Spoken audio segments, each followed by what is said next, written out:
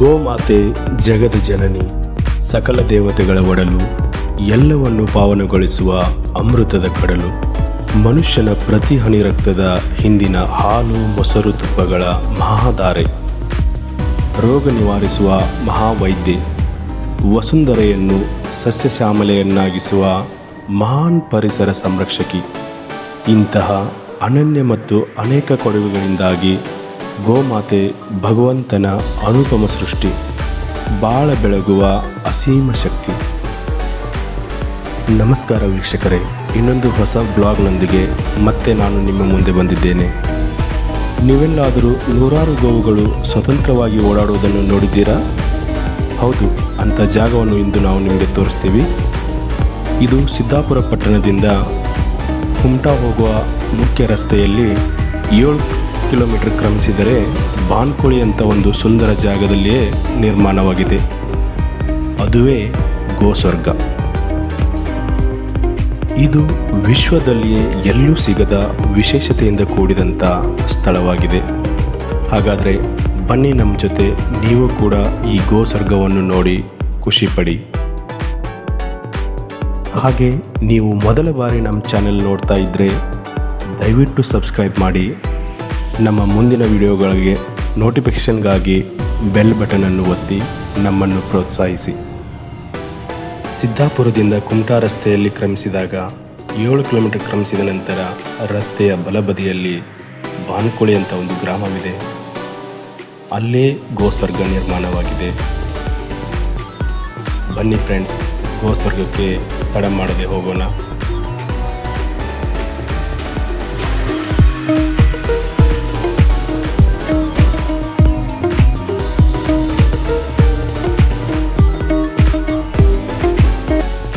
ಈ ಗೋಸ್ವರ್ಗವು ಸುಂದರವಾದ ಬೆಟ್ಟ ಗುಡ್ಡಗಳ ಮಧ್ಯದಲ್ಲಿ ನಿರ್ಮಾಣವಾಗಿದೆ.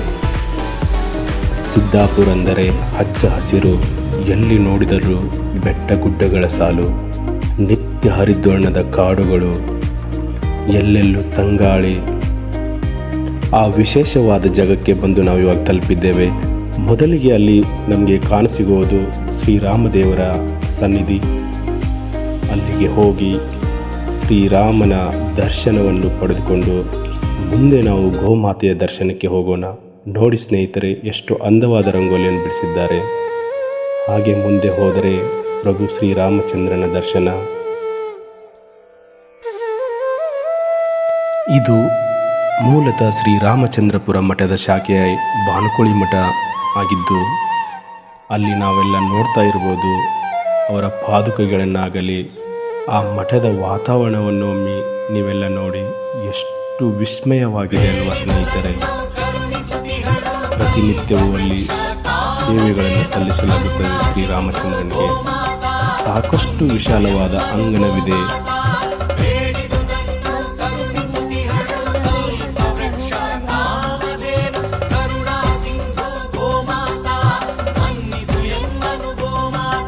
ಸಿದ್ದಾಪುರದ ಮೂಲ ಬೆಳೆ ಅಡಿಕೆ, ಭತ್ತ, ಇವುಗಳೆಲ್ಲವನ್ನು ಕಣ್ತುಂಬಿಕೊಳ್ಳುತ್ತಾ ನಾವು ಇಂದು ಗೋಸ್ವರ್ಗಕ್ಕೆ ಹೋಗ್ತಾ ಇದ್ದೇವೆ.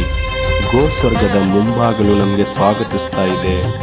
ಎಷ್ಟು ಖುಷಿ ನೋಡಿ, ಚಿನ್ನರು ಓಡ್ತಾ ಇದ್ದಾರೆ.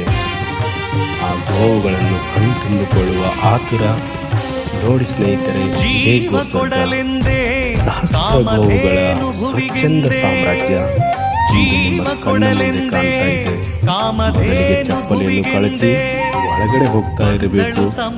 ಆ ಗೋವು ಅಂದರೆ ಮಾತೆ, ಆ ಮಾತೆಗೆ ಗೌರವ ಸಲ್ಲಿಸುವುದು. ಬನ್ನಿ ಸ್ನೇಹಿತರೆ, ಒಳಗಡೆ ಭೂಸ್ವರ್ಗದಲ್ಲೊಂದು ಗೋಸ್ವರ್ಗ, ಗೋವುಗಳ ಮುಕ್ತ ಸಾಮ್ರಾಜ್ಯವಿದು. ಗೋಶಾಲೆಗಳಿಗಿಂತ ಸಂಪೂರ್ಣ ಭಿನ್ನವಾಗಿರುವ ಈ ಗೋಶಾಲೆಯು ಸ್ವರ್ಗವು ಸಂಪೂರ್ಣ ಗೋ ಸೌಖ್ಯ ಕೇಂದ್ರಿತ. ಜೀವ ಕೊಡಲೆಂದೇ ಕಾಮಧೇನು ಭುವಿಗೆಂದೇ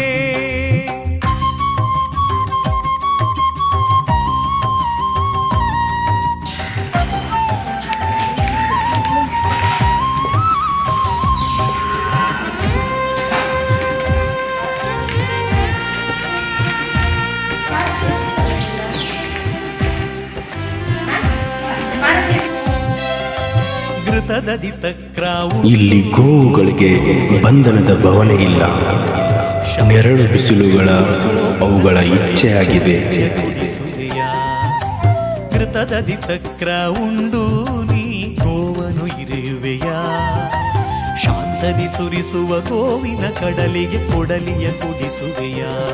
ಗೋವುಗಳು ನಮ್ಮ ಹಾದಿಯನ್ನೇ ಕಾಯುತ್ತಿರುವಂತೆ ನಮ್ಮನ್ನು ಆತ್ಮೀಯವಾಗಿ ಬರಮಾಡಿಕೊಂಡವು. ನಿನ್ನಯ ತಾಯಿ ಗೋವಿದು ಕಾಣೋ ಅದಕ್ಕೂ ಉಸಿರಿದೆಯೋ, ಗೋಮಾತೆಯ ಮಹಿಮೆಯ ಅರಿಯದೆ ನೀನು ವ್ಯಾಘ್ರನಾಗಿಹೆಯೋ, ಗೋಮಾತೆಯ ಮಹಿಮೆಯ ಅರಿಯದೆ ನೀನು ವ್ಯಾಘ್ರನಾಗಿಹೆಯೋ, ವ್ಯಾಘ್ರನಾಗಿಹೆಯೋ.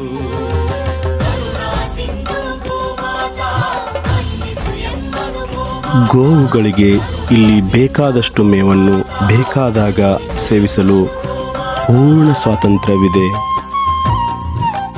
ಗೋಸ್ವರ್ಗದ ನಟ್ಟ ನಡುವೆ ವಿಶಾಲ ಸರೋವರವಿದೆ. ಗೋಸ್ವರ್ಗದ ಸಂಪೂರ್ಣ ಮಾಹಿತಿಯನ್ನು ಅಲ್ಲಿನ ಅರ್ಚಕರು ನಮಗೆ ತಿಳಿಸಿದ್ದಾರೆ. ನೀವು ಕೇಳಿ ಸ್ನೇಹಿತರೆ. ಗೋಸ್ವರ್ಗದ ವಿಶೇಷ ಈಗ ನಮ್ಮ ಭಟ್ರು ಹೇಳ್ತಾರೆ. 2018ರಲ್ಲಿ ಪ್ರಾರಂಭ ಆಯ್ತಿದ್ದು. 83 ದಿನಗಳ ಕಾಲ ನಮ್ಮ ಸಂಸ್ಥಾನ ಶ್ರೀ ರಾಘವೇಶ್ವರ ಸ್ವಾಮಿಗಳು ಇಲ್ಲೇ ಇದ್ದು ಸ್ವತಃ ಪ್ರಾರಂಭ ಮಾಡಿದ್ರು. 7 ವರ್ಷ ಆಯಿತು. ಸಹಸ್ರ ಗೋಗಳ ಸ್ವಚ್ಛಂದ ವಿಹಾರ ಅಂತ ಹೆಸರಿಟ್ಟಿದ್ದಾರೆ ಇದಕ್ಕೆ. ಇಲ್ಲಿ ಎಲ್ಲ ತರದ ಗೋಳ ಚಾರಣ ಒಂದು 475 ಹಸುಗಳಿದ್ದಾವೆ. ನಮ್ಮ ದೇಶದ ಎಲ್ಲ ತಳಿಗಳು ಇದ್ದಾವೆ. ಮತ್ತು ಒಂದು ವಿಶೇಷವಾಗಿ ಒಂದು ವಾಸುವಂಥ ಒಂದು ಗೀರ್ ತಳಿ ಇದೆ, 16 ವರ್ಷದ ಥರ ಇದೆ, 10 ತಳಿ ಇದೆ. ಅಂದರೆ ಅಲೆಮನೆ ಹಬ್ಬ ಅಂತ ಸಂಕ್ರಾಂತಿಗಾಗತ್ತೆ. ಆಮೇಲೆ ಕಾರ್ತಿಕ ಮಾಸದ ಚಂಪಾಷಷ್ಠಿಯ 2 ದಿನದ ನಂತರ ಮಹಾದೀಪೋತ್ಸವ ಅಂತ ಆಗತ್ತೆ. 11,665 ದೀಪಗಳನ್ನು ಮೊನ್ನೆ 28ನೇ ತಾರೀಕು ಹಚ್ಚಿದ್ರು. ನಿನ್ನೆ ಸಾಯಂಕಾಲ ಹಚ್ಚಿದ್ರು, ಮೊನ್ನೆ ಸಾಯಂಕಾಲ ಹಚ್ಚಿದ್ರು. ಅದು ಒಳ್ಳೆ ಅದು ವಿಶೇಷ ಕಾರ್ಯಕ್ರಮ. ಅವಾಗ ಒಂದು 500 ಜನ ಸೇರ್ತಾರೆ. 100 ಆಲೆಮನೆ ಹಬ್ಬ ಅಂತ ಮಾಡ್ತಾರೆ. ಅದು ಸಂಕ್ರಾಂತಿ ಜನವರಿ ಮಕರ ಸಂಕ್ರಮಣ ದಿವಸ ಆಗುತ್ತೆ. ಮತ್ತು ಆಮೇಲೆ ಶಂಕರ ಪಂಚಮಿ ಅಂತ ವಾರ್ಷಿಕ ಕಾರ್ಯಕ್ರಮ ಆಗುತ್ತೆ.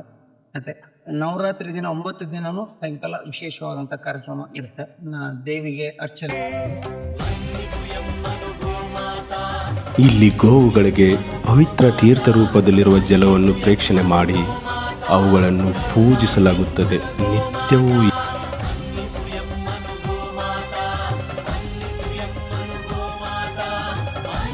ಸರೋವರದ ಮಧ್ಯೆ ಕಲಾಮಯವಾದ ಶಿಲಾಮಯ ಮಂಟಪದಲ್ಲಿ ಜಲರೂಪದಲ್ಲಿ ನೆಲೆಸಿರುವ 7 ಮಹಾದೇವತೆಗಳ ದಿವ್ಯ ಸಾನ್ನಿಧ್ಯವಿದೆ. ಸರೋವರದ 4 ದಿಕ್ಕುಗಳಲ್ಲಿ ಗೋವುಗಳ ಶ್ರವಣ ಸುಖಕ್ಕಾಗಿ ಇವೆ ಗೋಪದ ವೇದಿಕೆಗಳು. ಇಲ್ಲಿ ಬರುವ ಯಾತ್ರಾರ್ಥಿಗಳು ಗೋವುಗಳನ್ನು ಸಂಪೂರ್ಣವಾಗಿ ವೀಕ್ಷಿಸಲು ತೀರ್ಥಪಥವೆಂಬ ಅಂತರ್ಮಾರ್ಗವನ್ನು ರಚಿಸಿದ್ದಾರೆ.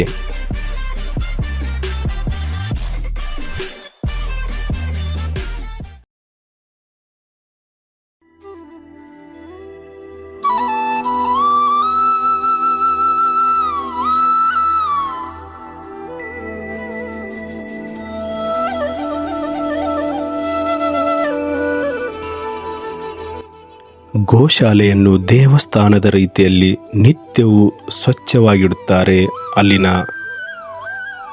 ಕೆಲಸಗಾರರು.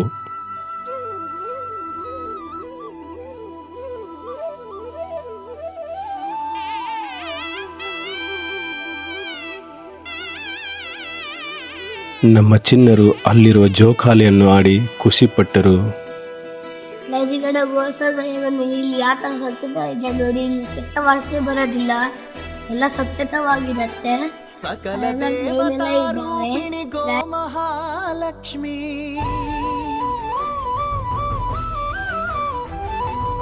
ಒಂದೇ ಗೋಮಾತರಂ. ಗೋವುಗಳು ನಮ್ಮ ಸನಾತನ, ಅವುಗಳ ರಕ್ಷಣೆ ನಮ್ಮ ಜವಾಬ್ದಾರಿ. ಸಕಲ దేవతారూపిణి గో మహాలక్ష్మి, సుఖ శాంతులు కలిగించే అమృత కరుణాక్షి. భారతీయ సంస్కృతికి గో సంతతి మూలధనం, అన్ని పురాణాలు తెలిపే గోమాత గొప్పదనం. ವೀಕ್ಷಕ ಜನತೆಗೆ ಸಂಪೂರ್ಣ ಗೋಸ್ವರ್ಗವನ್ನು ನೋಡಲು ಅನುವು ಮಾಡಿಕೊಡಲು ಪ್ರತೀಕ್ಷಾ ಶಾಲೆ, ಗೋ ವಿರಾಮಗಳಂಥ ಮಹಾಮಾರ್ಗಗಳಿವೆ. ಇದರ ಮೂಲಕ ನಾವು ಗೋವುಗಳನ್ನು ಮುಟ್ಟಬಹುದು, ಹತ್ತಿರ ಹೋಗಿ ನೋಡಿ ಅವುಗಳನ್ನು ಇಷ್ಟಪಟ್ಟು ಖುಷಿ ಪಡಬಹುದು, ಮೈಸವರಬಹುದು, ಪ್ರೀತಿ ಅಕ್ಕರೆಯನ್ನು ನೀಡಬಹುದು. ಲಕ್ಷ್ಮಿ ಸುಖ ಶಾಂತನು కలిగించే అమృత కరుణాక్షి.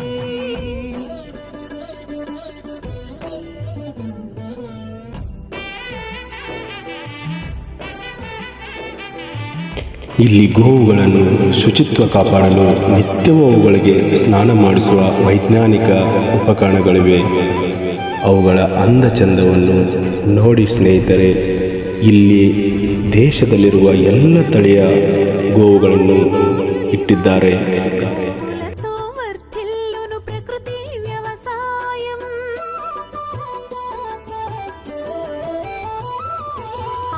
ಇದು ನಂದಿ ಶಾಲೆ. నది వేల ఔషధ ನಮ್ಮ ಪೌರಾಣಿಕ ಕಥೆಗಳಲ್ಲಿ ನಂದಿಗೆ ಅಗ್ರಮಾನ್ಯ ಸ್ಥಾನವಿದೆ. గోవే దిక్కనే నేటి శాస్త్ర విజ్ఞానం, గోవుకు మృక్కెరా ప్రతి శాస్త్రం వేదం. గోధూళిని దేవతలే ధరించెదరురా, గోశక్తిని ಈ ಗೋಸರ್ಗದಲ್ಲಿರುವ ಎಲ್ಲ ತಳಿಯ ಗೋವುಗಳ ಮಾಹಿತಿಯನ್ನು ಸೂಚನಾ ಫಲಕಗಳಲ್ಲಿ ಅಂಟಿಸಿ ವೀಕ್ಷಕರಿಗೆ ಸರಳವನ್ನಾಗಿಸಿದ್ದಾರೆ. ನೋಡಿ, ಇದು ಹಳ್ಳಿಕಾರ್ ತಳಿಯ ಒಂದು ಹಸು.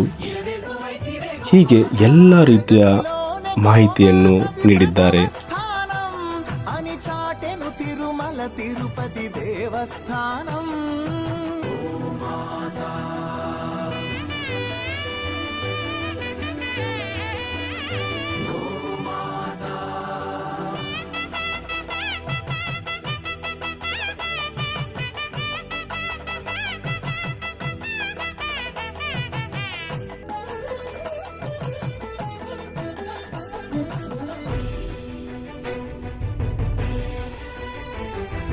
గోప్రదక్షిణం చేసిన భూప్రదక్షిణం పుణ్యం.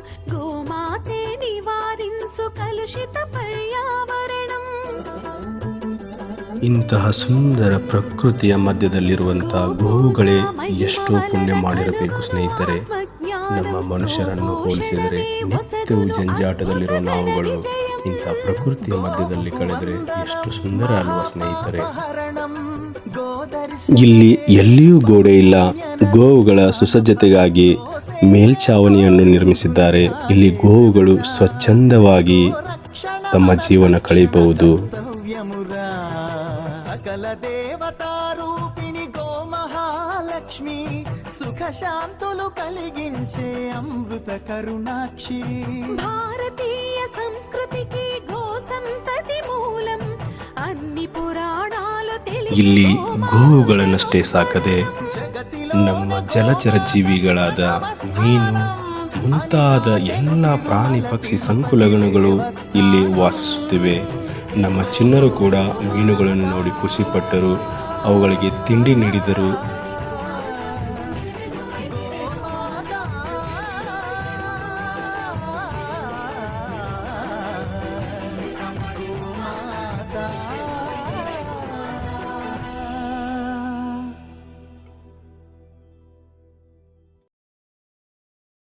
ಮಾಹಿತಿ ಕೇಂದ್ರದಲ್ಲಿ ನಮಗೆ ಎಲ್ಲ ಬಗೆಯ ಮಾಹಿತಿಗಳು ದೊರಕುತ್ತವೆ. ಗೋಮಯ ಹಾಗೂ ಗೋಮೂತ್ರಗಳನ್ನು ಬಳಸಿ ಗವ್ಯ ಉತ್ಪನ್ನಗಳನ್ನು ತಯಾರಿಸುವಂಥ ಮಳಿಗೆ ಇದು. ಇಲ್ಲಿ ನೋಡ್ತಾ ಇರಬಹುದು, ಸಾಕಷ್ಟು ಬಗೆಯ ಔಷಧಿಗಳು ಎಲ್ಲವೂ ನಮಗೆ ದೊರಕುತ್ತವೆ. ಬೇಕಾದವರು ಖರೀದಿ ಮಾಡಬಹುದು. ನೋಡಿ, ಎಷ್ಟೊಂದು ಒಳ್ಳೆಯ ಅಚ್ಚುಕಟ್ಟಾದ ಹಾಗೂ ನಮ್ಮ ಗೋವುಗಳ ಬಗ್ಗೆ ಇರುವ ಪುಸ್ತಕಗಳು ಇವೆ ಕೂಡ. ನಾವು ಅವುಗಳನ್ನು ಖರೀದಿ ಮಾಡಬಹುದು. ನಮ್ಮ ಗೋವುಗಳ ಬಗ್ಗೆ ನಾವು ನಮ್ಮ ಸನಾತನದ ಬಗ್ಗೆ ಮಾಹಿತಿಗಳನ್ನು ತಿಳ್ಕೋಬಹುದು. ಮುಂದೆ ನಾವು ಪ್ರಸಾದ ಭೋಜನ ಸ್ವೀಕರಿಸಿ ಅಲ್ಲಿಂದ ನೇರವಾಗಿ ಹೊರಟಿದ್ದು ಈ ಗೋವುಗಳ ಸಗಣಿಯಿಂದ ತಯಾರಿಸುವಂಥ ಎರೆಗೊಬ್ಬರ ಈ ಒಂದು ಘಟಕಕ್ಕೆ. ನಮ್ಮೆಲ್ಲ ರೈತರು ಸಾವಯವ ಗೊಬ್ಬರವನ್ನು ಯಥೇಚ್ಛವಾಗಿ ಬೆಳೆಸಿ ತಮ್ಮ ಬೆಳೆಗಳನ್ನು ರಾಸಾಯನಿಕಗಳಿಂದ ದೂರವಿಡಿ